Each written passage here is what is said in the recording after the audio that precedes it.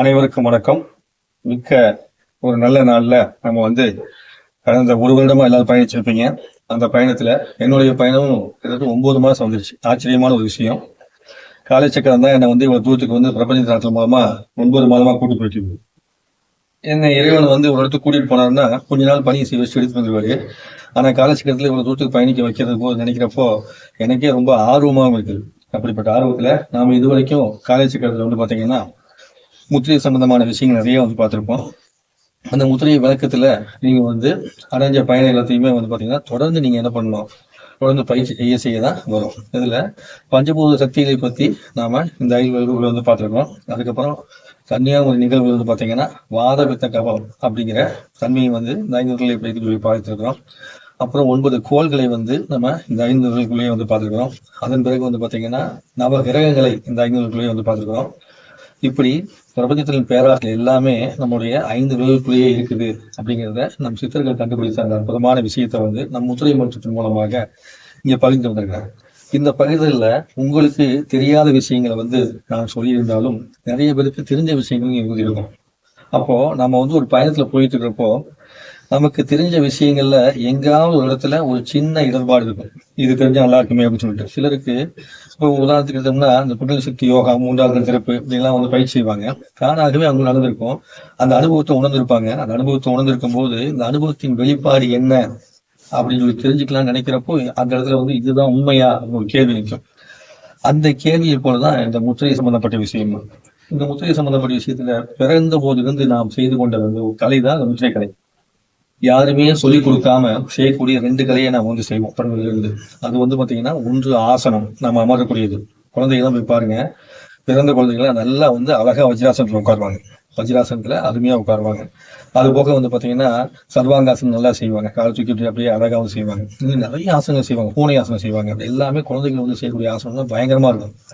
அந்த ஆசனங்கள்லாம் ஃபுல்லா பிறந்ததுல இருந்து அவங்க ஒரு குறிப்பிட்ட வயது, ஒரு 2 வயது வரைக்கும் நீங்க பாத்தீங்கன்னா யோகாசனங்களை யாரும் கொடுக்காமையேவோ தானாகவே செய்யக்கூடிய தன்மையில குழந்தைங்க இருப்பாங்க. அதே மாதிரி நீங்க அவங்க கவனிச்சு வந்தீங்கன்னா முத்திரைகளை பிடிச்சிட்டே வருவாங்க. நிறைய முத்திரைகள் தானாகவே தன் விரல்கள் பிடிக்கும். அதுல ஆதி முத்திரை குழந்தை அதிகமா பிடிக்கும். படுத்திருக்கும் போது முதல் வெளியே வந்த உடனே குழந்தை பாத்தீங்கன்னா இந்த முத்திரை தான் பிடிச்சிருக்கும். இப்படி பிடிச்சிட்டு அப்படியே இருக்கணும். அதுக்கு பாத்தீங்கன்னா முஸ்லிம் முத்திரை பிடிக்கும். அப்புறம் விரல்களை மாத்தி மாத்தி குழந்தைகள் தானாகவே பிடிக்கிறாங்க. அப்படி முத்திரையும் ஆசனங்களும் நமக்குள்ளே பாத்தீங்கன்னா கூடவே பயணிச்சது அப்படின்னு சொல்றதுக்கு முக்கியமான ஒரு சாட்சின்னு பார்த்தா நம்ம குழந்தை இருந்த பருவம் தான். அப்ப இந்த குழந்தை பருவத்தில் இருக்கிறத வருங்காலத்துல வளர வளர வளர என்ன பண்ணிடுறோம், நாம மறந்து விடுகிறோம். வெளியிருந்து வரக்கூடிய பதிவுகள் மூலமாக நமக்கு எது இயற்கையின் மூலமாக, இறைவன் மூலமாக நமக்காக கொடுக்கப்பட்டதோ, நம்முள் படைக்கப்பட்டதோ, நமக்குள் இருந்ததோ அதை நம்ம என்ன பண்ணிடுறோம், மறந்துடுறோம். மறந்து மதம், இனம், மொழி அப்படின்னு சொல்லிட்டு நிறைய வேறுபாடுகள்ல அது எல்லாத்தையும் இதெல்லாம் தேவைப்படாது, இதெல்லாம் செய்யக்கூடாது. சில பேர் என்ன பண்ணிடுறாங்கன்னா முத்திரை குடிக்கிறதே ஒரு மதம் சார்ந்து நினைச்சுக்காங்க. அதுக்காக தான் குழந்தை பற்றி சொன்னேன். எல்லா குழந்தைகளும் எந்த மதத்தையும் எந்த விதமான ஒரு பதிவுகளையும் தூக்கிவிட்டு வரவே வராது. என்ன பதிவு கொண்டு வரும்னா தான் செய்த நல்வினைகளும் தீவினைகளும் அது போக நிறைத்தன்மை சம்பந்தப்பட்ட அத்தனை விஷயத்தையுமே தான் எல்லா குழந்தையும் கொண்டு வரும். அப்போ நாம அனைவருமே குழந்தைய நினைச்சு பார்த்தோம்னா நமக்குன்னு இறைத்தன்மை மட்டும் தான் கூட இருக்கும். அந்த விஷயத்துல நம்ம கூட பாத்தீங்கன்னா இந்த சரகலை அப்படின்னு சொல்லக்கூடிய அந்த மூச்சு சம்பந்தப்பட்ட விஷயம் அப்படிங்கிறதும் கூடவே பயணிக்கும். அதுல இந்த ஞானத்திற்கான யோகத்திற்கான தன்மையுடைய சக்தி நம்முடைய குண்டலினி சக்தியை சொல்லக்கூடியது.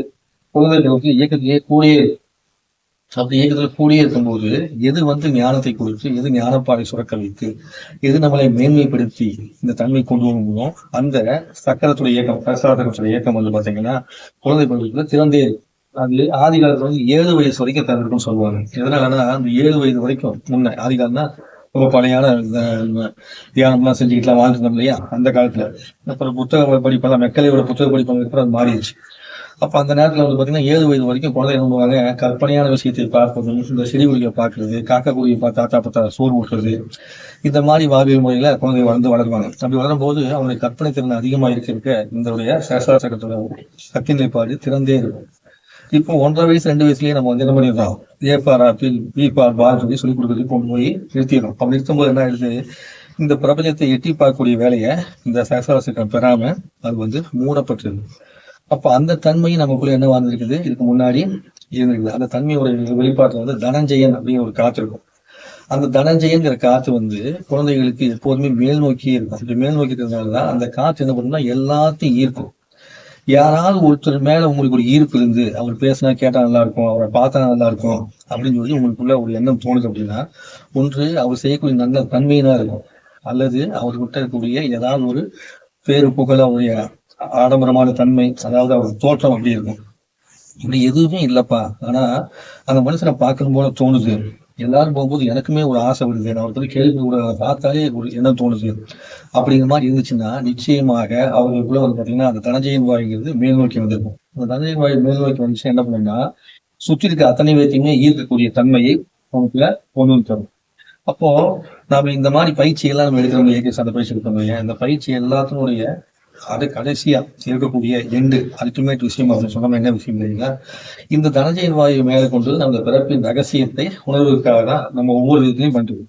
அப்ப இயற்கை வாழ்வியல் முறையில் நம்ம பயணம் பண்ணக்கூடிய விஷயம், ஆசனங்கள் மூலமா செய்யக்கூடிய விஷயம், உணவின் மூலமாக செய்யக்கூடிய விஷயம், அதுக்கப்புறம் வந்து அக்குப்பஞ்சர் மூலியமான விஷயம், அதுக்கப்புறம் இலை தெரப்பி, கல தெரப்பி அப்படின்னு சொல்லிட்டு எல்லாத்தையும் போய் முத்திரை மருத்துவம், இப்படி இத்தனையுமே நீங்க போனாலுமே இத்தனையும் கொண்டு போய் சேர்க்கக்கூடிய விஷயம் எதுவாக இருக்கும் அப்படின்னா, இறைவனை தரிசனம் செய்வதற்காக நமக்குள் படைக்கப்பட்ட சக்தி உணர்வுக்காக மட்டும்தான் இருக்கும். அதுதான் இயற்கை சார்ந்த விஷயம். இந்த இயற்கை சார்ந்த விஷயத்தை எல்லாத்தையும் நம்ம ஒதுக்கிட்டு நம்ம பயணம் பண்ணோம்னா என்ன ஆயிடுவோம், புற வாழ்க்கையில சிக்கி சுழன்று கொண்டு மறுபடியும் சுற்றி வருவோம். அப்ப நம்ம பிறப்பின் ரகசியத்தை உணர்வதற்கு அப்படிங்கிறது எங்க கொடுக்கப்பட்டிருக்குன்னா நமக்குள்ளேயே கொடுக்கப்பட்டிருக்கு, நமக்குள்ளேயே படைக்கப்பட்டிருக்கு. அது நமக்குள்ளேயே படைக்கப்பட்டு நமக்குள்ளேயே கொடுக்கப்பட்ட இந்த ஒரு சிறந்த விஷயத்தை தான் நம்ம வந்து பண்றோம். இங்க நம்ம இடத்துல பிரபஞ்சத்துல வந்து பாத்தீங்கன்னா ஒவ்வொரு நேரத்திற்கும் ஒவ்வொரு இயக்கம் இருக்குது. அத இந்த பிண்டத்திற்குமே இந்த அண்டத்திற்குமே இறைவன் வந்து முடிச்சு கொடுத்துருக்கான்.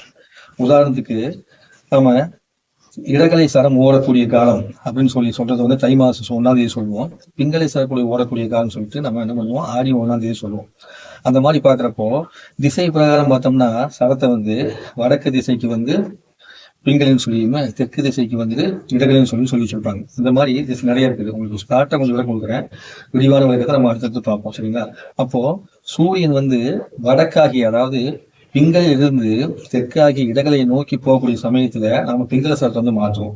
அப்படின்னா என்ன அர்த்தம்னா, நம் உடலுக்குள்ள வந்து குளிர்ச்சி தன்மை வர வேண்டிய நேரத்துல பிரபஞ்சத்துல என்னவா இருக்கும்னா சூடு தன்மையா இருக்கும். நம்ம உடலுக்குள்ள சூடு வர தன்மையத்துல பிரபஞ்சத்துல வந்து குளிர்ச்சியா இருக்கும். அப்போ இங்க குளிர்ச்சியை நோக்கி அந்த சூரியன் நகரும் போது நம்ம உடலுக்குள்ள வந்து சூட்டை நாம் வந்து ஏற்படுத்திக்கணும் அப்படின்னு சொல்லிதான் முன்னோர்கள் என்ன பண்ணாங்க, இந்த கலையை கண்டுபிடித்து சொல்லி கொடுத்தாங்க. அப்ப இந்த முன்னோர்கள் கண்டுபிடிச்ச கலை தானா, ஒரு மனிதன் தான் இந்த கலையை வந்து கண்டுபிடிச்சிருக்கான் அப்படின்னு அர்த்தமா? இறைவன் இயற்கையாகவே உனக்குள்ள இந்த விஷயத்தை கொடுத்துருக்கான். நீ இயற்கையாக உன்னையும் இயற்கையாக நினைத்தால், நானும் ஒரு இயற்கையை தான் நீ நினைச்ச அப்படின்னா உனக்கு தேவைப்படாது. ஒருவேளை நீ இயற்கையை உணராமல் போய்விட்டால் அந்த நேரத்துல என்ன பண்ணணும், நீ இதை பயன்படுத்துறதுக்காக இதை கண்டுபிடிச்சு இப்படி செஞ்சுக்குவோன்னு சொல்லி கொடுத்தாங்க. சரிங்களா? அப்படி சொல்லி கொடுத்த விஷயத்த நம்ம என்ன பண்றோம், பயிற்சியை வந்து கத்துக்கணும். இங்க யாருக்கும் வந்து இதுதான் விஷயம், இதுக்குள்ளதான் இருக்கணும், இவங்க நம்ம தான் பின்பற்றணும் அப்படின்னு சொல்லி எந்த ஒரு நோக்கத்துக்காக பண்ணல. யான் பெற்ற இன்பம் பெருக வையகம் அப்படின்னு திருமூலர் இருக்காரு, அவர் வந்து சொல்லியிருக்காரு. திருவாசகத்தை சரியா படிச்சா அவ்வளவு அற்புதமா இருக்கும். திருவாசகத்திற்கு உருகார், உருவாசகத்திற்கு முருகான்னு சொல்லுவாங்க. இப்படி ஒவ்வொருத்தையும் ஒவ்வொன்றும் சொல்லும் போது என்ன ஆகுது, யாராவது ஒருத்தருக்கு ஒரு கருத்து பிடிச்ச ஒண்ணு இருக்கும், அதில் மட்டுமே நின்றுக்கிட்டு எனக்கு இதை மட்டும் தான் பின்பற்றணும், வேற யாரும் என்ன பண்ணக்கூடாது, வேற எதையும் பின்பற்றக்கூடாது அப்படின்னு சொல்லக்கூடிய ஒரு தன்மை வந்து இருக்குது. அப்ப அந்த அமைப்புல நீங்க வந்து பாக்குறப்போ எத்தனையோ அமைப்புகளை என்னுடைய 47 வருட காலத்துல நிறைய விஷயங்கள் நான் வந்து பார்த்து வந்துட்டேன். அந்த விஷயத்துல இப்ப நம்ம பயணிக்கிறோமே இந்த அமைப்புல வந்து பாத்தீங்கன்னா நிறைய நன்மைகள் இருக்குது. அந்த நன்மை பிரபஞ்சத்தோடு நிகழ்ந்திருப்பதால் மட்டுமே இவ்வளவு காலம் இது வந்து கடந்து போயிடுச்சு. எல்லாரையும் பார்த்தா அவர்களுக்கு உள்ளுக்குள்ள வந்து பாத்தீங்கன்னா ஒரு சுயநலமற்ற தன்மையிலேயே இங்க வந்து சேர்றாங்க. கற்றுக்கொள்ளக்கூடிய நீங்களும் அப்படித்தான் இருக்கிறீங்க. ஆனா உங்ககிட்ட நான் பார்க்கக்கூடிய ஒரு விஷயம் என்ன அப்படின்னா, எதையும் தொடர்ந்து செய்ய மாட்டீங்க. உங்களுக்கு எல்லாருக்குமே இருக்கக்கூடிய எண்ணம் என்னன்னா, இதோட கடைசி எண்டு என்ன, இந்த ரிசல்ட் என்ன, ரிசல்ட் உடனே கிடைச்சிடாதா? நம்ம உடம்புல இயக்கத்துல 3 நாளைக்கு ஒரு மாற்றம் நடக்கும், 7 நாளைக்கு ஒரு மாற்றம் நடக்கும், 11 நாளைக்கு ஒரு மாற்றம் நடக்கும், 21 நாளைக்கு சிறப்பான மாற்றம் நடக்கும். 21 நாள்ல நடக்கக்கூடிய மாற்றத்துல நாம் வந்து அதை 90 நாட்கள் கொண்டு போகணும். அப்போ ஒரு நோயற்றவராக இருந்தாலும் சரி, தன் உடல்ல வந்து ஏதாவது ஒரு இடர்பாடுகளோ அல்லது சக்தினை வரவில்லைன்னு சொல்லியிருந்தாலும் சரி, அந்த மனிதர் யாராக இருந்தாலும் அவர்கள் வந்து 21 நாள் தொடர்ந்து ஒரு செயலை செஞ்சாங்க அப்படின்னா அவர்கள் அதுக்கு மேன்மையடைஞ்ச மாதிரியே அந்த 21 நாள் காமிச்சு கொடுத்தாங்க. அதாவது நோய் தொற்று 21 நாள் நோய்க்கு இந்த மாதிரியே மாறிடும். சில பேருக்கு நோயே இல்லாத மாதிரி காமிக்கும். அது உண்மைதான், நோயே போயிடும். ஆனா அந்த 21 நாள் முடிஞ்சதுக்கு அப்புறமா நம்ம என்ன பண்ணணும்னா 48 நாளைக்கு அதை வந்து கொண்டு போகணும். அதுக்கப்புறம் வந்து 90 நாளைக்கு கொண்டு போகணும். அதன் பிறகு 180 நாளைக்கு கொண்டு போகணும். அப்படி 180 நாளைக்கு நீங்க கொண்டு போயிட்டீங்க அப்படின்னா நிரந்தரமான தீர்வு. அதனாலதான் நம்ம 48 நாள் செய்ய முடியுதா, அதுக்கு நீயே என்ன பண்ணிக்கோ, ஒரு உறுதி எடுத்துக்கோ. உறுதி எடுத்து பயணிச்சு வா. அப்படி பயணிச்சு வந்தீங்கன்னா உனக்கு ஒரு மாற்றத்தை நீ உணர முடியும். அப்படிங்கிறது தான் இந்த 48 டேஸ் சேலஞ்ச் அப்படிங்கிற ஒரு அற்புதமான விஷயம். அது போக 48 அப்படிங்கிறது ஒரு மண்டலம் அப்படின்னு சொல்லுவோம். அப்ப 48 ஒரு மண்டலம் அப்படிங்கும்போது வந்து பார்த்தீங்கன்னா அதுக்கு இந்த வானவியல் சம்பந்தப்பட்ட விஷயங்கள் உள்ள இருக்குது. நம்ம செல்கள் இருக்கு இல்லையா, அந்த செல்லுடைய உண்மையான மாற்றத்தை, ஒரு செல்லுக்கும் இன்னொரு செல்லுக்கும் இருக்கக்கூடிய உண்மையான மாற்றம், பரிணாம வளர்ச்சின்னு சொல்லுவாங்கல்ல, அந்த பரிணாம வளர்ச்சியை 48 நாட்களுக்குள்ள அடைய முடியும். இது அறிவியல் மூலியமான யாரையும் ஆராய்ச்சி பண்ணி பார்த்தீங்கன்னாலும் அது உண்மையா இருக்கும். அப்ப 21 நாள் அடையக்கூடிய விஷயத்தை 48 நாட்களுக்கு கொண்டு போகணும். சரிங்களா? அப்படி கொண்டு போகும்போது நமக்கு என்ன நடக்கும், உள்ளுக்குள் நடக்கக்கூடிய அற்புதமான ஆற்றல்ங்கிறது மிக பிரம்மாண்டமா இருக்கும். அப்ப அந்த பிரம்மாண்டங்களை கொண்டு போறது நீங்க என்ன பண்ணணும்னா, ஏதாவது பயிற்சி கொடுக்கணும். அந்த பயிற்சியை தொடர்ந்து செய்யணும். உங்களுக்குள்ள தினந்தோறும் ஒரு முத்திரையை நான் கொடுத்து வந்துடுறேன். கொஞ்சம் மதிப்பளித்து இதுவரைக்கும் தினந்தோறும் ஒரு புது முறை இருக்கு. தினந்தோறும் ஒரு புது முறை. அப்போ இதை நம்ம நிறுத்திட்டு நம்ம என்ன பண்ணலாம், சொன்னதையே திரும்ப செஞ்சுட்டு இருக்கலாம். ஆனா இந்த பிரபஞ்சம் கொடுத்த அந்த வாக்கை நாம வந்து நிறைவேற்றுவதற்கு நம்ம வந்து பயணிக்கிறோம். அந்த வாக்கினை பயன்படுத்துறதுக்கு நம்ம 5:30 மணிக்கு எந்திரிச்சு செயல்படுறோம். இது இந்த பிரம்ம முகூர்த்த நேரத்துல, அந்த பிரம்ம முகூர்த்தம் முடிவதற்கு ஒரு அரை மணி நேரத்துக்கு முன்பு நாம என்ன பண்றோம்னா, யாராவது நீங்க உங்க உடம்புக்குள்ள சோம்பேத்தனம் இருந்துச்சு அப்படின்னா அந்த சோம்பேத்தனத்தை நீங்க விட்டுட்டு வெளியே வந்து நீங்க சுறுசுறு என்ன போறீங்க, உங்களுக்குள் ஒவ்வொரு அணுவிலும் அதிசயத்தை பார்க்கக்கூடிய வேலையை செய்ய முடியும். அப்போ அந்த அதிசயத்தை காண்பதற்காக இங்க வந்து இந்த பிரபஞ்சம் வந்து என்ன பண்ணிட்டு வாரி வாரி கொடுக்க ஆரம்பிச்சோம். ஏன் உங்களுக்கு சோம்பேத்தனம் போது கூட முத்திரை இருக்குது, இந்த முத்திரை இருக்கு இல்லையா, கொடுத்துருக்கேன்ல, அதோட முத்திரை. இந்த முத்திரை செஞ்சீங்கன்னா சோம்பேத்தனம் கூட போகும். சுறுசுறுப்பா இருக்க முடியாது, இந்த முத்திரையை செய்யுங்க. இந்த முத்திரை அதோட முத்திரைங்கிறது வந்து பார்த்தீங்கன்னா உங்களுக்குள்ள முருகப்பெருமானுடைய 6வது முகத்தை குறிப்பிடக்கூடிய தன்மையும் இருந்து கொடுக்கப்படும். அப்போ எங்கெல்லாம் அழிவு வருகிறதோ அந்த அழிவினை நீக்கி உயர்வை கொடுக்கறதுக்காகவும் முத்திரைகள் வந்து வேலை செய்யுது அப்படிங்கிறோம். அப்போ முத்திரைகளை வந்து சில முத்திரைகளை வந்து கொஞ்ச நேரம் தான் செய்யணும்னு சொல்லியிருக்காங்க. அதெல்லாம் நீங்க என்ன பண்ணணும், உட்காந்து கொஞ்ச நேரம் மெனக்கெட்டு குறிப்பெடுக்கணும். உங்களுக்கு தெரியுமா, வெறும் 5 நிமிஷமோ 2 நிமிஷமோ இல்லை 7 நிமிஷமோ உங்ககிட்ட வந்து முத்திரை சொல்லுவேன். ஆனா ஒரு முத்திரையை உங்ககிட்ட சொல்றதுக்காக நான் சில நேரத்துல 6 மணி நேரம் தான் உழைப்பேன். நாளைக்கு சில நேரத்துல 6 மணி நேரம் தேவைப்படும், ஒரு சில நேரத்துல 3 மணி நேரம் தேவைப்படும். குறைஞ்சது 1.5 மணி நேரம் இல்லாம உங்களுக்கு நான் சொல்லக்கூடிய முத்திரையை சொல்ல முடியாது. ஏன்னா அந்த முத்திரையை பார்க்கணும், அந்த முத்திரை வந்து வேலை செய்யுமான்னு பார்க்கணும், அது உணரணும், அதுக்கு உங்களுக்கு கொடுக்க முடியும். அப்போ நீங்கள் பார்க்கக்கூடிய நேரம் உங்களுக்கு 5-2 நிமிஷமா இருக்கும். ஆனா அதுக்காக எனக்கு எடுக்கக்கூடிய நேரம் வந்து 6 நேரம் வைக்கலாம் போகும். இது உண்மை. இது சொல்லும் போது எனக்குள்ளேயே வந்து பாத்தீங்கன்னா ஒரு விதமான ஈரம் கசிந்து கண்ணில் தஞ்சு வரும். எதனால அப்படி வருதுன்னா, இப்படியெல்லாம் இறைவன் வந்து எடுத்து கொடுக்குறானே அப்படிங்கும்போது ரொம்ப சந்தோஷமா இருக்கும். இது மாதிரி பயிற்சி செய்யணும். அப்படிதான் பயிற்சி செஞ்சா மட்டும் தான் முடியும். அப்போ ஒருத்தருக்கு லிவர்ல பிரச்சனை இருக்குது அப்படின்னு ஒருத்தர் கேட்குறீங்க, அதுக்கப்புறம் கிட்னி பிரச்சனை கேட்குறீங்க. நம்மளுடைய கேள்விலாம் நியாயம் தான். ஆனா உங்ககிட்ட என்ன இல்லைன்னா தொடர் முயற்சி அப்படிங்கிறது வந்து இருக்க மாட்டேங்குது. ஒரு இலையை விட்டுட்டாலோ ஒரு கலர் அடிச்சுட்டாலோ உடனே மாறிடும் நீங்க எதிர்பார்க்கறீங்க இல்லையா, நிச்சயமா மாற்றம் வரும். ஏன்னா அதெல்லாம் உணர்ந்தவங்க தாங்க. இந்த பக்கம் வந்து இருக்கக்கூடிய ஆசான் நிறைய பேருக்கு வந்து பாத்தீங்கன்னா நிறைய விஷயங்கள் தெரியும். ஆனா ஒருத்தர் எனக்கு தெரியும் ஏன் நீ பேசுறதெல்லாம் கேட்க மாட்டாங்க. சரிங்களா, அந்த மாதிரி திரும்பி சொல்றேன். அந்த விதைனாலும் கலர்னாலும் எப்படிலாம் மாற்றம் வந்து நல்லா 100% எனக்கு தெரியும். அப்ப அந்த விதையை விட்டுறது அப்படின்னா நீங்க தொடர்ந்து ஓட்டணும். கலர் அடிக்கணும்னா தொடர்ந்து அடிக்கணும். அக்குப்பஞ்சர் ப்ரெஷர் பண்ணணும்னா ஒரு சொந்த மாதிரி தொடர்ந்து வந்து ப்ரெஷர் பண்ணணும். இப்படி எல்லா தன்மையுமே வந்து தொடர் பயிற்சியாக நீங்க செய்யணும். தொடர்ந்து 7 நாட்கள் ஒரு விஷயத்தை செஞ்சா அப்படின்னா அதுல மாற்றங்கள் வந்து வரும். அப்போ ஒரு அதிகமான துன்பம் இருக்குது அப்படிங்கும் போது இங்க தியானமும் வருது, மூச்சும் இருக்குது, முத்திரையும் இருக்குது, இத்தனையுமே இருக்கும்போது என்ன பண்ணுவீங்க, ஆசனமும் இருக்குது, உணவும் இருக்குது. அப்படிங்கும்போது ஒரு மருத்துவத்திற்கு நான் வந்து என்கிட்ட வைத்தியத்துக்கு வரவங்க கிட்ட நான் பின்பற்றுறது என்னன்னா, ஒரு மருத்துவம் இல்லை, கலவை மருத்துவம். கலவை மருத்துவம்னா எல்லாமே சேர்ந்து உணவு இருக்கணும், முத்திரை இருக்கணும், மருந்து இருக்கணும், அதுக்கப்புறம் பார்த்தீங்கன்னா பயிற்சி இருக்கணும், அது போக வாழ்வியல் முறை. அந்த வாழ்வியல் முறை எப்ப தூங்கணும், எப்ப எந்திரிக்கணும், எப்ப சாப்பிடணும், இது எல்லாம் சேர்ந்துதான் ஒரு முழுமையான மருத்துவத்தை, முழுமையான வைத்தியத்தை, முழுமையான ஆரோக்கியத்தை கொடுக்கும். அப்படி இல்லாம என்ன முடியாது, முழுமையான தன்மையை கொடுக்க முடியாது. நீங்க வந்து முத்திரை மட்டும் தான் குடிப்பேன் அப்படின்னு குடிச்சிங்க அப்படின்னா நீங்க என்ன பண்ணா தவம் மட்டும் தான் செய்யணும், வேற எந்த வேலையும் செய்யக்கூடாது.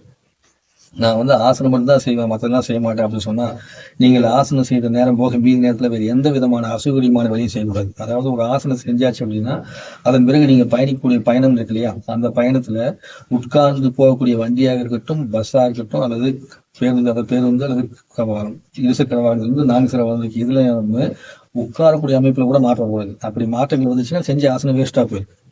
இப்படி ஒவ்வொரு தன்மைக்கும் உங்களுடைய வாழ்வியல் முறை அப்படிங்கிறது சீராக இருக்கணும். அந்த வாழ்வியல் முறையை இங்கு கொடுக்கும்போது எல்லாமே இலவசமாக கொடுக்கப்படுது. இலவசமா கொடுக்கும்போது என்ன பண்ணணும் அப்படின்னா, இங்க எதுவுமே இலவசமா என்ன பண்ணல, செயல்படல. இந்த பிரபஞ்சக்கூடிய இயக்கம் கூட எதுவும் இலவசமா செயல்படல. அப்போ உங்களிடம் இலவசமா கொடுக்கும்போது உங்களிடம் இது வரக்கூடிய செயல்மா நன்றி உணர்வு. நன்றி உணர்வுங்கிறது முழுமையா முதல் காணிக்கிறது நன்றி உணர்வு.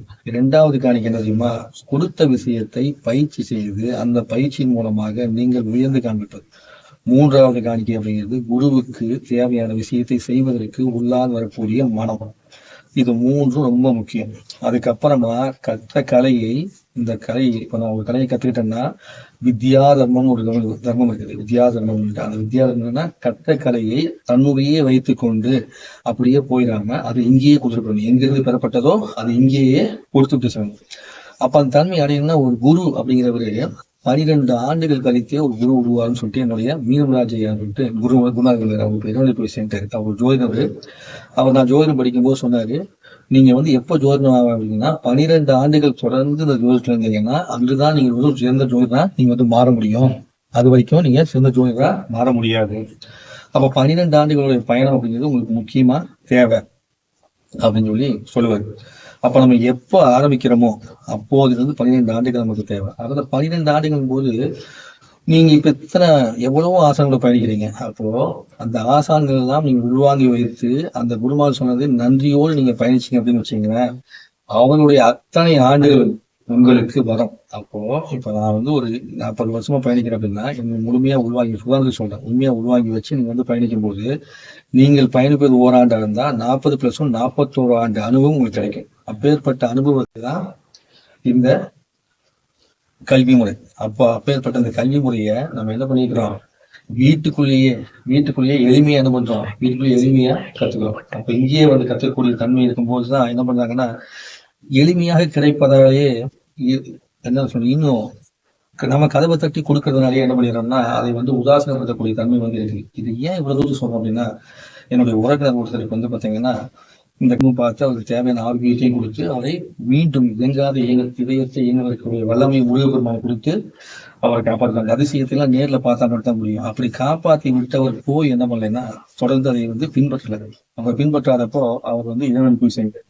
மிக நல்ல மனிதர். ஆனால் தன்னுடைய பின்பற்றக்கூடிய தன்மை இல்லாம தன்னுடைய ஒரு சின்ன இதை அப்புறம் செஞ்சுக்கலாம் அப்படின்னு சொல்லி கொஞ்சம் விட்டதுனா என்ன ஆயிடுது, ஒரு உயிரே வந்து போயிடும். அப்போ அமிர்தத்தையே எடுத்து நாங்கள் கொடுத்தாலும் அந்த அமிர்தத்தை நீங்கள் பருகாமல் கீழே விட்டுவிட்டால் அமிர்தத்தை கொடுத்ததுக்கு அற்புதமான விஷயம் நடப்பதை நீங்கள் உணர முடியாது. அப்ப கொடுக்கக்கூடிய விஷயம் எல்லாமே அமிர்தம் தான். அப்ப அந்த அமிர்தத்தை நீங்கள் பருகுவதற்கு தயாராகிங்க. பருகாம என்ன பண்ணாதீங்க, கீழே ஊற்றி விரையும் கொள்ளக்கூடிய வேலையை செய்யாதீங்க. நாளைக்கு பார்த்துக்கலாம், நாளைக்கு குடிச்சுக்கலாம் முறுக்கியும் வைக்காதீங்க. அப்போ தினந்தோறும் 5 நிமிடம் வந்து உங்களுக்கு முத்திரை கொடுக்கப்படுது அப்படின்னா அந்த முத்திரையில எந்த முத்திரை உங்களுக்கு தேவையோ, ஒரு முட்டி வலிக்காரரை நீங்க வந்து இருக்கலாம், ஒரு இடுப்பு வலிக்காரர் நீங்க இருக்கலாம், ஒரு ஆஸ்மா பேஷண்டா இருக்கலாம், ஒரு வீசிங் பேஷண்டா இருக்கலாம், இல்லைன்னு வச்சுக்கோங்களேன் உங்களுக்கு கிட்னி ஸ்டோன் இருக்கலாம், அப்புறம் இல்லைன்னா பித்தப்பையில கல் இருக்கலாம், லிவர்ல பிரச்சனை இருக்கலாம், இப்படி எல்லாம் நரம்பு பிரச்சனை இருக்கலாம், கண் பிரச்சனை இருக்கலாம், சரிங்களா, வாத பிரச்சனை இருக்கலாம், இப்படி எத்தனையோ இருக்கலாம். அந்த விஷயத்துக்கு நீங்க வந்து இந்த முத்திரைகள்ல வந்து பாத்தீங்கன்னா ஒவ்வொன்று சொல்லும்போது பலனையும் உங்களுக்கு கொடுத்துட்றோம். எல்லாத்தையும் கொடுக்கும்போது அதை நீங்க படிச்சு பார்க்கறதுக்கு நேரம் கொடுக்கணும். அது நீங்க வந்து படிக்க கூடிய வேலையை செய்யணும்.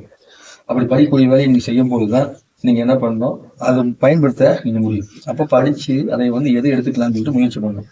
தனிப்பட்ட முறையில் நீங்க அழைக்கும் போது கண்டிப்பாக என்ன பண்ணுவோம், அதுக்கு நீங்க வந்து கொடுக்க வேண்டிய தன்மையை கருதியை கொடுத்துருங்க கட்டணம் சொல்லுவோம். அந்த கட்டணத்தை சொன்ன உடனே என்ன பண்ணுவாங்க, நிறைய பேர் காணாம போயிடுவாங்க. எல்லா விஷயத்தையும் உங்களுக்கு எளிமையா கொடுத்தாச்சு. அதன் பிறகு தனிப்பட்ட முறையில் அழைக்கும் போது அதற்கான தன்மையை கொடுக்கணும். எதுக்குன்னா ஒவ்வொருவரும் நம்ம அனுபவிக்கக்கூடிய விஷயங்கள் நம்முடைய கர்மா. அப்ப அந்த கர்மாவை வேறு யாரும் தூக்க கூடாது. அதெல்லாம் இந்த கர்மாவை தூக்கணுங்களுக்கு தான் தெரியும். அப்ப எங்களுக்குள்ள வந்து இவ்வளவு விஷயத்தை கொடுத்ததப்புறம் உங்களுக்கு கொடுக்குறாங்க இல்லையா, அப்ப அந்த விஷயத்துல என்ன பண்ணுவீங்க, நீங்க உங்க இடத்துல இருந்து பார்த்தா உங்களுக்கு கொடுப்பனே இருக்கும். அப்ப இறைவன் கொடுப்பதை, இந்த பிரபஞ்சம் கொடுப்பதை நீங்கள் வாங்கி வச்சு பயன்படுத்துங்கிறது ரொம்ப ரொம்ப ரொம்ப ரொம்ப முக்கியமான விஷயம். அப்ப தினந்தோறும் பயணம், தினந்தோறும் பயிற்சி, தினந்தோறும் செய்யக்கூடிய தன்மை அப்படிங்கிறதுல வந்து வரணும். வள்ளுவர் சொல்லியிருக்காரு, என்ன சொல்லியிருக்காரு, சோம்பல் இருக்கக்கூடாது, அதே மாதிரி தேவையில்லாத தூக்கம் இருக்கக்கூடாது, அது போக தாமதம் இருக்கக்கூடாது, அதுக்கப்புறம் வந்து பாத்தீங்கன்னா தள்ளி போடுதல் அப்படிங்கிறது வந்து இருக்கக்கூடாது, மறதி இருக்கக்கூடாது. சரிங்களா? இப்போ 4 தன்மையா சொல்லணும்னா சோம்பல், மறதி, அதிக தூக்கம், தாமதம், அதுக்கு தள்ளிப்போது எல்லாம் சேர்ந்து உண்டு. இந்த 4 தன்மையும் யார் ஒருவருக்கு இல்லையோ அவர்கள் வாழ்வில் ஜெயிக்க முடியும் அப்படின்னு சொல்லியிருக்காரு. மகாத்மா காந்தி என்ன சொல்லிருக்காரு அவங்களுக்கு, நம்ம 40 நிமிஷம் வந்து ஒரு பயிற்சியை கொடுக்குறோம், அது மட்டுமே போதுமா அப்படின்னா போதும். எப்படின்னா மகாத்மா காந்தி சொல்லிருக்காருன்னா, தினந்தோறும் 15 நிமிடம் உன் வாழ்க்கையில் நீ ஏதாவது ஒரு புது விஷயத்தை செஞ்சா, அதான் நம்ம ஒரு வாழ்க்கையில வாழ்ந்துருப்போம். உதாரணத்துக்கு சொன்னா ஒருத்தர் மருத்துவா இருக்காரு, ஒருத்தர் வக்கீலா இருக்காரு, போலீஸா இருக்காரு, இல்லைன்னா ஒரு கூலி தொழிலா இருக்காரு, ஒரு கொத்தனாரா இருக்காரு, இல்ல பேப்பர் போடுறதா இருக்கு, மூட்டை போடுறதா இருக்காரு, இதுதான் இருக்கு. யாரா எங்க இருந்தாலுமே அவர் அந்த வேலை செஞ்சிருக்காரு. அது போக ஒரு புது விஷயத்தை 15 நிமிடம் தொடர்ந்து 15 நிமிஷம் தொடர்ந்து 15 நிமிஷம் மட்டும் டெய்லி செஞ்சு வந்தா 3 வருடத்திற்குள் அந்த விஷயத்துல மாஸ்டராகவும் திறமைசாலியாகவும் மாறிடுவது மட்டும் மகாத்மா சொல்லியிருக்காரு. அப்படி நீங்க வந்து தினந்தோறும் 15 நிமிஷம் மட்டுமே ஏதாவது ஒரு கலையை கற்றுக்க பயன்படுத்தினீங்கன்னா 3 வருஷம் நிமிஷம் அந்த கலையை தேர்ச்சி அடைஞ்சிருவீங்க. அதுக்கப்புறம் நீங்க உயர்ந்துருவீங்க. அதுக்கப்புறம் மறுபடியும் நீங்க 15 நிமிஷம் பண்ணீங்கன்னா தேர்ச்சி அடைஞ்சு மட்டும் மகாத்மா காந்தி சொல்லியிருக்காரு. சரிங்களா? அப்போ ஒவ்வொரு நாளும் 15 நிமிஷத்தை நீ ஒதுக்கிக்கோ அப்படிங்கிறாரு. அப்போ நம்ம ஒரு நாள் கிடைக்கின்ற நேரத்தில் நீங்க பயணிக்கும் போது அந்த பயணத்துல உங்க திறமை வந்து அதிகமா என்ன பண்ணுவோம், அந்த பிரபஞ்சம் உங்களுக்கு நிறைய விஷயத்த கொடுக்கும். எங்க அப்பா சொல்லுவாரு, அப்பா அதை படிச்சு முடிச்சிட்டேன், அடுத்து என்ன பண்றது தெரியல அப்படின் போது சொல்லுவாரு, படிக்கிறதுக்கு எப்ப எல்லாம் வாய்ப்பு கிடைக்குதோ அப்பெல்லாம் படிச்சுக்கோ. எப்படியெல்லாம் படிக்கணும்னு தோணுதோ உங்களுக்கு வாய்ப்பு வச்சா படிச்சது. நீ எதை படித்தாலும் அதை படித்து முடித்தது பிறகு அந்த படித்ததற்கான வேலை வாய்ப்பும் அந்த தகுதிக்கான உனக்கு மரியாதையும் கண்டிப்பா வந்து சேரும். உன்னை வந்து அது விடவே விடாது அப்படின்னு சொல்லுவாங்க. எங்க அம்மா சொல்லுவாங்க, கத்த வித்த காலத்துக்கு உதவும் அப்படிம்பாங்க. கத்த வித்த காலத்துக்கு உதவும்பாங்க. அப்ப நம்ம எதை கத்துக்கிட்டாலும் அது எந்த காலத்துல இருந்தாலும் உதவி செய்யும் அப்படிம்பாங்க. இப்படி தாய் தந்தையராக இருந்து நமக்கு வழிநடத்தக்கூடிய தன்மைங்கிறது எனக்கு ஒரு வரமா கிடைச்சு. அது போல உங்களுக்குள்ள கற்றது கையளவு கல்லாறு உலகளவுன்னு சொல்லி சரஸ்வதி தாயே சொல்லிக்கிறாங்க. இன்ன வரைக்கும் நான் ஒரு மாணவனாக தான் நான் ஃபீல் பண்றேன். எப்போது ஒருவன் மாணவனாக இருப்பதற்கான முயற்சியை செய்து கொண்டே இருக்கிறாரோ அவர் கற்றுக்கொண்டே இருப்பார். எப்போது வருகின்ற அனைவரையுமே குருமார்களாக பார்க்கக்கூடிய மனப்பாங்கு இருக்கிறதோ அவர் கற்றுக்கொண்டே இருப்பார். ஏன்னா உங்கள் மூலமாகவும் குரு வந்து எனக்கு கற்றுக் கொடுப்பாரு. இப்ப நான் ஒரு விஷயம் சொல்லிட்டு இருக்கும் போது நீங்க வந்து என்ன பண்றீங்க, ஒரு கேள்வி கேட்கறீங்க, இதை செஞ்சா எப்படி இருக்குன்னு சொல்லி கேள்வி கேட்கறீங்கன்னா அது எனக்கு ஒரு வேலை தெரியாமல் இருந்தால் அதை நாளை நான் உங்களுக்கு சொல்வதற்காக எனக்கு இறைவன் எனக்கு சொல்லி கொடுப்பார். அந்த சொல்லி கொடுப்பது என்பது மிக பிரம்மாண்டமான வரம். அந்த வரத்திற்காக நான் எப்போதும் என்னை மாணவன வேலையை நீங்க பயணம் பண்ணாமல் தான் முடியும். இதுல பயணிக்க நீங்க எதையெல்லாம் செய்யுமோ அதெல்லாம் செய்யுங்க. சிலருக்கு ஒரு அம்மா வந்து கன்னியாகுமரி போகும்போது, ஐயா நீங்க முற்றிலை பத்தி சொல்றீங்க, எனக்கு கையே இல்லை, நான் என்ன பண்றேன்னு கேட்டாங்க. அம்மா, அந்த மனம் போல் ஒரு சிறந்த சக்தி வாய்ந்த ஒரு ஆயுதம் எதுவுமே இல்லை. அதனால அவங்க சொன்னா நீங்க மனசுல கற்பனை பண்ணி கூட பாத்துருக்காங்க. அப்ப மனக்கண்ணால் நாம் வந்து என்ன பண்ணலாம், அந்த பயிற்சியை செய்ய முடியும். மனக்கண்ணால் பயிற்சி செய்யும் போது கூட நம்ம இதை வந்து சிறப்பா வந்து உணர முடியும். அப்ப மனக்கண்ணால் பயிற்சி செய்வதற்கு என்ன பண்ணிக்கணும், இதை நீங்க வந்து எடுத்துக்கணும். அப்படி யாருனாலும் ஏதாவது செய்ய முடியலையா, இதை பார்த்து மனசு செஞ்சுங்க. முற்றிலை மட்டும் இல்லை, எல்லாத்தையுமே அனைத்தையுமே என்ன பண்றீங்க, இது பண்ணி பாருங்க. அந்த விஷயத்துக்கான பலன் எப்படி கிடைக்கும் தெரியுமா? இப்போ உங்களுக்கு நான் கொடுக்கறதுக்குன்னா என்கிட்ட வந்து 10 விதமான தியானம் இருக்குது. சரிங்களா? 10 விதமான தியானம் இருக்குது. அந்த 10 விதமான தியானம் வந்து பாத்தீங்கன்னா சக்கரத்தை அவ்வளவுக்கு அப்படி வேற உள்ள கொண்டு போகுது. இப்ப வருங்காலத்துல இந்த ஆரோக்கியமானது இருக்கு இல்லையா, அதுக்கெல்லாம் பயிற்சி கொடுக்கும் போது அதுக்கான வாய்ப்பு தான் நம்ம இறைவன் நம்மளுக்கு கொடுத்தோம் அப்படின்னா அந்த தியானத்தை வந்து முழுமையா உங்களுக்கு வந்து கொடுக்க முடியும். அதற்கான நீங்க காணிக்கையை செலுத்தி நீங்க வந்து வாங்கி பயணம் பண்ணும் போதுமே, கேட்டு பயணிக்கும் போதுமே முழுமையான தன்மை வந்து கிடைக்க சொல்லுங்க. அப்போ 10 விதம் இன்னும் எத்தனை வருதுன்னு சொல்ல முடியாது. ஒவ்வொரு விதத்துல வந்து வேலை செய்யுது. அத்தனையுமே கொண்டு போய் நிறுத்தக்கூடிய இடமெல்லாம் பார்த்தோம்னா பிரம்மாண்டமா இருக்குது. இந்த இடத்துல பிளட் கிளாட் ஆச்சு அப்படின்னா வாதம் வர தொடங்கும், முகவாதம் வர தொடங்கும், அது மாதிரி வர தொடங்கும். அந்த பிளட் கிளாட்டையே, அந்த மாதிரி கூடிய விஷயத்தையே நம்முடைய சக்கர தியானம் என்ன பண்ணுதுன்னா அப்படியே பின்னாடி ரிவர்ஸ் எடுத்துட்டு போறதை உணர முடியும். வச்சு அதை சீர்படுத்தும் போது நான் உணர்ந்த விஷயம். அப்படி இதை நான் ஒருத்தருக்கு சொல்லிக் கொடுக்கும் போது அவங்களால அதை உணர முடியல. ஏன்னா இங்கு ஏற்படக்கூடிய சரணாகதி தன்மை அப்படிங்கிறது உங்களுக்குள்ள வரலை. அதுக்கு வரணும்னா என்ன பண்ணணும்னா முதல் வந்து இறைவன் நமக்கு அன்பு வேணும், நம்ம மீது நமக்கு நம்பிக்கை வேணும், நமக்குள்ள சக்தி மீத நமக்கு நம்பிக்கை வரணும். அப்படி இருந்தால் மட்டும்தான் இந்த அற்புதமாக நடக்கும். அப்போ இந்த அற்புதம் வந்து நடக்கிறதுக்கான வாய்ப்பு அப்படிங்கிறது ரொம்ப குறைவு. அப்போ இந்த அற்புதத்தை நீங்கள் உணரணும் அப்படின்னா என்ன பண்ணணும், தொடர்ந்து பயணிக்கணும், தொடர்ந்து பயிற்சி செய்யணும். அப்படி பயிற்சி செஞ்சால் மட்டும்தான் உணர முடியும். இந்த முற்றைகளை பிடிக்க உங்களுடைய கை விரல்களுக்குள்ள உங்களுடைய உள்ளங்கைக்குள்ள இந்த பஞ்சபூத ஆற்றல்களும் அவ்வளோ அற்புதமாக ஆரம்பிச்சிடும். அப்படி வர ஆரம்பிச்சதுன்னா நீங்கள் தொடரும்போதே அந்த குழுவுக்கு தன்மை வந்துடும். இந்த உள்ளங்கைக்கு வந்து பார்த்தீங்கன்னா சக்திப்பாடு வந்து இயங்குவதற்கான விஷயம் தெரிய தொடங்கும். அப்படி மிக மிக மிக சிறப்பான விஷயத்தை எல்லாத்தையுமே முற்றுகைகள் மூலமாக நம்ம வந்து பெற முடியும். சரிங்களா? இந்த மாதிரி முற்றுகைகள் மூலமாக நீங்கள் பெற்ற உடனேவோ யாருக்காவது நீங்கள் கை கொடுத்தா கூட இந்த இடத்துல வந்து லேசான ஒரு வலி உணர முடியும். எதுக்காகனா அங்கே ஆப்போசிட் இருக்கிற மனிதனுடைய உடம்புல எதிர்மறையான ஆற்றல் அதிகமாக இருந்துச்சுன்னா உங்களுடைய நேர்மறையான ஆற்றல் என்ன பண்ணணும்னா அதை வந்து இது பண்ணுறதுக்காக தடுத்து கொடுக்காதுன்னு சொல்லி நீங்கள் சக்தி வந்தவங்க வந்து பயணிக்க ஆரம்பிக்கும். இப்படி நிறைய மாற்றங்களை அதிசயங்களை உள்ளடக்கியது தான் நமது உடல். தாண்டி உங்க உடல் என்ன பண்ணுது, மிக அற்புதமான ஆற்றல் கொண்டதா இருக்குது. அதனால இந்த பேரன்பு கொண்டு இந்த உடலை நீ நேசிக்க தொடங்கு அப்படின்னு சொல்லுவார் வைக்கிறது. திருமணம் அதான் சொல்லுவாரு. என்ன சொல்லுவாருன்னா, உடம்பை வளர்த்து நீ உயிர் வளர்த்தால் இந்த உயிர் வந்து மேன்மை அடையும். உடம்பை வந்து இழுக்க நினைச்சுன்னா உயிர் தான் காணாம போயிடும் அப்படின்னு சொல்லுவாரு.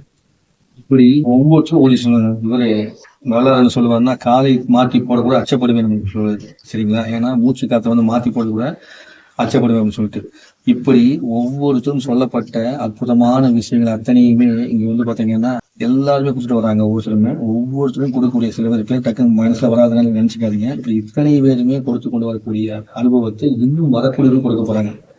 சரிங்களா? அஸ்தி கட்டுன்னு சொல்லக்கூடிய அந்த எலும்பு அலைன்மெண்ட் இருக்கீங்களா, அதெல்லாம் ரொம்ப சிறப்பான விஷயம். அதில் கத்துக்கிறதுக்குலாம் வந்து பாத்தீங்கன்னா கிட்டத்தட்ட 60,000 ரூபாய் செலவழிச்சிருக்கேன் நான். சரிங்களா? 60,000 செலவழிச்சு அதை கத்துக்கிட்டு அதை பயிற்சி பண்ணி எவ்வளவு பேர்த்த வந்து நம்ம காப்பாற்றிருக்கோம். அதாவது நடக்கவே முடியாமல் 6 மாதமாக நடக்கவே முடியாமல் இருந்தவர்களை அந்த பயிற்சியை கொடுத்து நடக்க வச்சு இன்றைய வரைக்கும் சிறப்பாக வந்து வாழ்ந்துருக்கு. அதுக்கு பேர் வந்து அஸ்டிக்னு சொல்லுவாங்க. நாங்க வந்து பாத்தீங்கன்னா டான் தெரப்பின்னு சொல்லுவோம். சரிங்களா? அப்ப டான் தெரப்பி மூலமாக அவ்வளவு சிறப்பா வந்து பண்ணியிருக்கோம். இந்த டான் தெரப்பியும் அஸ்தி கட்டும் கிட்டத்தட்ட வந்து பாத்தீங்கன்னா 99% ஒரே மாதிரி தான் இருக்கும். சரிங்களா? அப்ப அந்த அற்புதமான குருமார்கள் எல்லாம் எனக்கு இறைவன் காண்பித்து அதன் மூலமாக கொடுக்கப்பட்ட விஷயத்தை தான் உங்களுக்கு நான் கொடுத்துட்டு வந்திருக்கேன். அப்படி வந்ததுல என் தந்தை என்பவர் மகாகுரு. நான் எங்க போயிட்டு வந்து ஏதாவது விஷயம் சொன்னா கூட அதை வழிநடத்தி கொண்டு போயிருந்தவர். அந்த வழிநடத்து மூலமாக உங்களுக்கும் நான் என் உணர்ந்த விஷயத்த வழிநடத்தி கொண்டு போயிட்டு இருக்கேன். தொடர்ந்து வாங்க, தொடர்ந்து பயிற்சி செய்யுங்க, தொடர்ந்து பயிற்சி செஞ்சு அடுத்து வரக்கூடிய இணைவுல நீங்களும் உங்கள் குடும்பத்தாரும் இணைந்து செயல்பட நிச்சயமாக உங்களுக்குள்ள மாற்றம் வந்து வர தொடங்கும். உங்கள் கை விரல்களில் உங்களுக்காக விளையாடிய உங்களுடைய முத்திரையை நீங்கள் எந்த காரணத்துக்காகவும் எந்த விஷயத்திற்காகவும் செய்ய வேண்டாம், ஒழிக்க வேண்டாம். சரிங்களா? ஏன்னா சில இடத்துல வந்து இங்க வந்து ஃபர்ஸ்ட் சொல்லப்பட்ட விஷயமா அனைத்து மதத்தினரும் உள்ள வரதுனால என்ன பண்ணக்கூடாது, நம்ம இது சுட்டி காட்டக்கூடாது. ஒரு மதத்தை பத்தி குறை சொல்வதே இங்க ஆன்மீகமா வந்து பாவிக்கப்படுது. ஒரு தெய்வத்தை பத்தி குறை சொல்லணும், ஒரு தெய்வத்தை வந்து உயர்ந்ததை சொல்வதே இங்க ஆன்மீகமா பாவிக்கப்படுது. அது ஆன்மீகம் அல்ல. எல்லாமே ஒன்றுதான், எல்லாமே வந்து ஒண்ணுதான் சொல்லக்கூடியதுதான் ஆன்மீகம். எப்படின்னா இந்த மூச்சு எனக்குள்ள இருக்கும்போது என்னுடைய மூச்சு மூச்சு இந்த பதயத்தில் இருக்கும்போது எல்லாத்தையும் போகும். அந்த தன்மையை, அந்த காற்றின் தன்மையை எவ்வளவு ஒரு உள்வாங்குறாரோ அப்பதான் தெரியும் நானும் நீங்க ஒண்ணுதான் போயிட்டு. அப்ப மூச்சை வந்து ஆழமா பயணிச்சு உங்களுக்கு தனஞ்சயன் வாயு மேல வந்து நீங்கள் வந்து இந்த என்லைன் பண்றேன்னு சொல்லக்கூடிய வெட்டவெளி நீங்க கலந்துட்டீங்க அப்படின்னா உங்களுக்கு இங்க இருக்க அத்தனையுமே ஒன்னாதான் தெரியும். எல்லாமே ஒன்னாதான் தெரியும். அப்படி தெரியும் போது உங்களுக்குள்ள அடையக்கூடிய தன்மைங்கிறது பயங்கரம். அதுல ஒரு துளிக்கும் குறைவாக பெற்றதற்கே இவ்வளவு இருக்குது. அப்போ என்னன்னா கத்துக்கிட்டு நம்ம பயணிக்கும் போது கத்துக்கிட்டு முடிச்சிட்டோம்னு சொல்லவே முடியாது. ஏன்னா எல்லாத்தையும் கடந்து வரும்போது தான் நம்ம வந்து அந்த தன்மை வந்து அடைய முடியும். இவரை பத்தி சொல்லக்கூடாதுப்பா, அவரை பத்தி சொல்லக்கூடாதுப்பா அப்படின்னு எங்கேயாவது பிரேக் பண்ணி நம்ம நிக்கிறோம்னா நமக்கு வரக்கூடிய ஞானம் தடுக்கப்படுதுன்னு அர்த்தம்.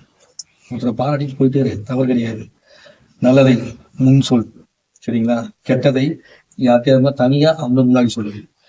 குறிப்பிட்டு சொல்லணும்னா அப்போ நம்மளை பத்தி யாராவது புகார் சொல்றாங்கன்னா நன்றி சொல்லுங்க.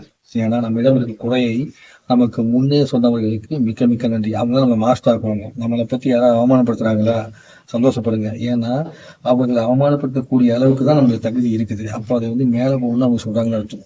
நம்மளை ஒதுக்கி வைக்கிறாங்களா, சந்தோஷப்படுங்க. ஏன்னா இன்னும் நமக்கு தகுதி வளர்ச்சின்னு அவங்க சொல்லி காமிக்கிறாங்கன்னு அர்த்தம். அப்போ எங்கெல்லாம் அதிகமான அவமானங்களும் அதிகமான தடைகளும் ஏற்படுத்தப்பட்டதோ அங்கெல்லாம் தான் வெற்றி என்பது வர தொடங்கியது. இது என்ன முத்திரை? இது முத்திரை வச்சோம் எதிரிகளை அழிக்கக்கூடிய முத்திரை. சரிங்களா? இப்படி வச்சா வெற்றி முத்திரை, இப்படி வச்சோம்னா நம்ம எதிரிகளை அழிக்கக்கூடிய பயிற்சி வச்சிருக்கேன். அப்போ அப்படி உங்க கை வந்து ஒன்று முத்திரை இருந்தீங்கன்னா தானாவே இப்படி பேசும்போதெல்லாம் மாறி இல்லையா, அது மாறிட்டே இருக்கும். அப்போ உள்ளுக்குள்ள வந்து வல்லமையை கொடுக்கக்கூடிய விஷயம் எங்க இருந்து வருதுன்னா எதிர்ப்புல இருந்தே நீ வாழ கத்துக்கணும்னு ஓசோ சொல்லுவார். எதிர்ப்பிலேயே வாழ கத்துக்கணும்னு சொல்லி எதுக்காகன்னா நீ எதிர்ப்புல வாழும் போது அவங்களுடைய திறமை வந்து வளரும் அப்படிங்கிறது மகாபெரும் தத்துவ ஞானி ஓசோ. ஓசோ தத்துவத்தெல்லாம் படிக்கிறோம்னா ஒரு சில நேரத்துல வந்து பொறுமை வந்து வரும். மிர்தாத்தின் புத்தகம் ஒரு புத்தகம் இருக்குது. அந்த புத்தகத்தெல்லாம் முழுமையா படிச்சு பாருங்க. உங்களுக்குள்ள அவ்வளவு அளப்பரிய ஞானம் வந்து வர தொடங்கும். சித்த வித்தை அப்படின்னு சொல்லக்கூடிய ஒரு புத்தகம் வந்து இருக்குது. சரிங்களா? சுகாதார சொன்னது அதெல்லாம் நீங்க படிக்கும்போது அதெல்லாம் படிக்கிறதுக்கே ஒரு தன்மை வந்து வேணும். அப்படி இந்த உலகத்துல நிறைய புத்தகங்களை வாசித்தவன் பண்டிதனாவான். சரிங்களா? கண்டதை தந்தவன் குண்டனாவான். அப்ப வாசிச்சு உணர்ந்து பயணிச்சவன் ஞானியாவான். அந்த ஞானத்தன்மையில இருந்து அதன் தெளிவை பெற்றவன் யோகியாவான். அந்த யோகி ஆயிட்டான் அப்படின்னா அதுக்கு இடையில தன் சித்த விளையாட்டுல வருவான். சித்த விளையாட்டில் சிக்கி கொண்டு அங்கேயே பயணிக்கிறவன் சித்தனாவான். சரிங்களா? இந்த உலகத்துல படைப்பையெல்லாம் புரிஞ்சுக்கிட்டு எல்லா தன்மையும் உணர்ந்து அத்தனையுமே இறைவன் ஒப்படைச்சிட்டு எல்லாத்தையும் உருவாக்க தெரிஞ்சவன் ரிஷியாகும். ரிஷி படைக்கக்கூடியவன். ரிஷியான்னு என்ன பண்ணோம், இந்த உலகத்தையே படைக்கணும். அதுக்கு தான் ராஜரிஷி சொல்லுவோம் இல்லையா, ஒரு நட்சத்திர கூடத்தையும் உருவாக்குனவர். சரிங்களா, ராஜரிஷி விஸ்வாமித்திரன். அப்படி ஒரு ரிஷிங்கிறவர் வந்து புதுசா படைக்கவே முடியும். அப்ப அந்த தன்மைக்கும் போக முடியுங்கிறதா மனித உலகம். அப்ப இறைவனையே உணர்ந்து இறைவனாகவே மாறி இறைவன் தன்மையை உள்வாங்கி கூட நம்ம என்ன பண்ண முடியும், பயணிக்க முடியும். இந்த உடலோடு வந்து பயணிக்கக்கூடிய தன்மை வந்து பஞ்சபாண்டவர்கள் பெற்றவர்களாம். அந்த பஞ்சபாண்டவர்களோட வந்து பாத்தீங்கன்னா ஒரு நாயும் சேர்ந்து கூட வந்து போச்சாங்க. ஏன்னா அவங்க நன்றியோடு இருந்ததுனால. உடலோடு வந்து போனவங்க பஞ்சபாண்டவர்கள் சொல்லுவாங்க. இப்போ சொர்க்கலோகத்துக்கு மேலோகத்துக்கு போனவங்களுக்கு. அது மாதிரி வல்லாரி வந்து பாத்தீங்கன்னா உடம்போடு காணாம போயிட்டு ஒளியாயிட்டான்னு சொல்லுவாங்க. அப்படி வல்லாறுலாம் வந்து பாத்தீங்கன்னா திருவாசகத்தை அவ்வளவுக்கு அற்புதமா சின்ன வயசுல இருந்து படிச்சு தனக்குள்ள ஞானவர்களுக்காக முருக பெருமான் நினைச்சுக்கிட்டு கண்ணாடி முன்னாடி உட்காந்து கண்ணாடி தியானத்தையும் ஒளி தியானத்தையும் செஞ்சவர். அந்த தியானத்தை நீங்க வந்து பண்ணும்போது என்ன, அந்த கண்ணாடியை பார்க்கும்போது உங்க முகமே தெரியாமல் வெறும் ஒளியாக மட்டும் தான் தெரியும். அப்படி ஒளியா தெரியக்கூடிய தன்மைக்கு வந்து உள்ள போகக்கூடியது பண்ண முடியும்னு சொல்லிட்டு வல்லாறு இருந்து வாழ்ந்து காமிச்சு பண்ணுவாங்க. இப்படி எத்தனை விஷயம் சொல்லி பாருங்க, அவ்வளோ விஷயம் சொல்லலாம். சொல்வதற்கு நிறைய இருக்குது. அப்ப என்ன பண்ணோம், அதுக்கான காலம் நேரம் தேவைப்படுது.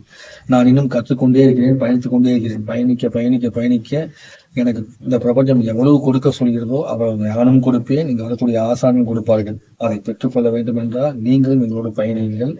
நீங்கள் எங்களோடு பயணித்தால் உங்கள் மூலமாக நானும் பெற்றுக்கொள்வேன். ஏன்னா இன்னும் கற்றுக்கொள்வதற்கும் பெற்றுக்கொள்வதற்கும் நிறைய இருக்கிறது. நீங்கள் கொடுக்கக்கூடிய ஒவ்வொரு கேள்விக்கும் எனக்கு ஒரு பதில் வந்தா அது நான் கற்றுக்கொள்வதற்காக இறைவன் எனக்கு கொடுத்த வாய்ப்பு. நீங்கள் தான் அப்போ எனக்கு ஆசானாகிறீர்கள். அதனால் என்னை பொறுத்த வரைக்கும் என் முன்னாடி யார் உட்கார்ந்தாலும் அவருக்கு நான் ஆசான்னு நினைக்க மாட்டேன். என் முன்னாடி உட்கார்ந்து அத்தனை பேருமே எனக்கு ஆசான். அந்த ஆசான்களுக்காக இறைவன் எனக்குள் சொல்லி கொடுப்பதையே நான் உங்ககிட்ட கொடுக்கறேன் ஒழிய நான் எதையும் சொல்லுவேன். அவன் சொல்லிக் கொடுக்காமல் நான் எதை கொடுத்தாலும் அது வெறும் காகிதத்தில் எழுதப்பட்ட ஒரு விஷயம் மட்டுமே, அல்லது காகிதத்தில் போடப்பட்ட குப்பை மட்டுமே சொல்லலாம். காகித குப்பை மட்டுமே. இறைவன் கொடுத்ததை கொடுத்தால் மட்டுமே அது என்ன பண்ணும்னா அது வளர்ந்து விருட்சமாகி பலருக்கு நிழல் கொடுக்கக்கூடிய மரமா மாறும். அப்படி மாறும்போதே அது எனக்கு சொல்லி கொடுத்ததை சொல்லிக் கொடுப்பது. அப்ப எங்கெல்லாம் நீங்கள் இப்படி விருட்சமா மாறுறீங்களோ அங்கு இறைவன் உங்களுக்கு சொல்லி தரதான் இருப்பான். எந்த இடத்துல போய் ஆசை பண்ணியிருந்தாலும். அப்ப எது நடந்தாலும் அது ஒரு கல்வி, எது நடந்தாலும் அது ஒரு பாடம், எது நடந்தாலும் அது உங்களுக்கு ஒரு ஏணிப்படி அப்படின்னு நினைச்சு பயணம் பண்ணுங்க. நாம் இறைவனை வணங்கிக்குவோம், தொடர்ந்து பயணிப்போம். உங்களுடைய அனைவருடைய ஆசீர்வாதமும் ஆதரவும் எங்களுக்கு வேணும் கேட்டுக்கிட்டு தொடர்ந்து பயிற்சியும் கேட்டுக்கிட்டு இந்த நிகழ்வை நான் நிறைவு செய்கிறேன். மீண்டும் நாம் நாளிலிருந்து புதிய ஆரம்பத்தில் புதிய தொடக்கத்தில் பயணிப்பதற்கு இன்றைய தொடக்கமாக ஆரம்பிப்போம். முடிவென்பது எப்போதும் கிடையாது. ஒவ்வொரு முறையும் புதிய ஆரம்பம். ஒரு படி மேல கால வச்ச உடனே அந்த படி முடிஞ்சிச்சுன்னு அர்த்தம் இல்லை. அடுத்த படிக்கு அது ஆரம்பம். கடைசியில மத்தமாடி போயாச்சு அப்படின்னா அதுக்கு மேல முடிவு இல்லை. அங்கிருந்து நம்ம வந்து என்ன பண்றோம், வானத்தை பார்த்து ரசிக்கிறோம். ரசிச்சு முடிச்சுட்டு அந்த ரசனையோடு மறுபடியும் அங்கிருந்து கீழே இறங்கி அந்த நிலைக்கு போறதுக்கு ஆரம்பம். அப்படி எல்லா இடத்துலையும் ஆரம்பமாகவே பாருங்க. இந்த உலகத்துல ஒரு படத்துல அஜித் சொல்லுவான், நடிகர் படமும் எடுத்துக்கலாம். சரிங்களா, சொல்லும்போது என் உடம்புல உசுறு இருக்கிற வரைக்கும் எனக்கு என்ன இல்லை, அழிவு கிடையாது, மறுபடியும் ஜெயிக்கிறதுக்கான முயற்சி செய்வேன் அப்படின்னு சொல்லி கடைசி வரைக்கும் டைலாக் வரும்போது அப்படிதான் இருக்கும். என் உடம்புல இன்னும் உசுறு இருக்கு, அதனால வந்து உயிர் இருக்கிற வரைக்கும் நான் தோற்று போன அர்த்தம் கிடையாது, திரும்ப வருவேன் அப்படிங்கிற மாதிரி நம்ம உடம்புல கடைசி நொடி கடைசி இந்த ஆத்மா வந்து உள்ளு தங்கி இருக்கிற வரைக்கும் நமக்கு இந்த உலகத்துல அனுபவிப்பதற்கும் சாதனை செய்வதற்கும் வாய்ப்பு இருந்து கொண்டே இருக்குது.